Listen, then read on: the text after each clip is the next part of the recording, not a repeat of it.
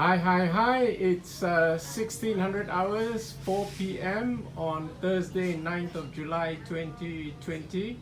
And I'm about to have an early dinner. Again, like yesterday, it's steamed okra and broccoli. On top, I've put garnishings of scallion and Chinese parsley. And as usual, I have my sauce.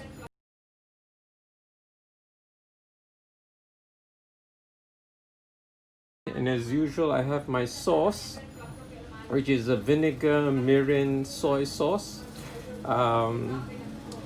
with finely sliced roast onions and juliennes of one deseeded red Serrano chilli and smashed garlic.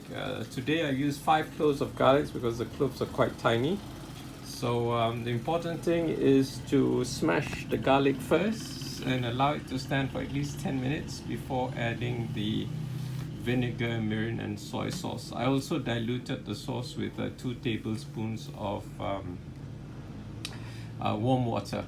So the sauce in detail, it's 1 tablespoon of apple cider vinegar, 3 tablespoons of white distilled vinegar, 1 tablespoon of Japanese grain vinegar with kelp, 1 tablespoon of Korean pineapple vinegar, 1 tablespoon of Vietnamese mirin, 2 tablespoons of Korean Sempio premium soy sauce, plus 2 tablespoons of warm water. So I've mixed them all up here.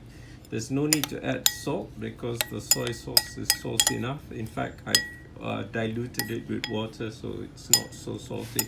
So right now I'm going to pour the sauce over this and then add some fried shallots, and that'll be my dinner for today, Thursday, 9th of July 2020. See ya!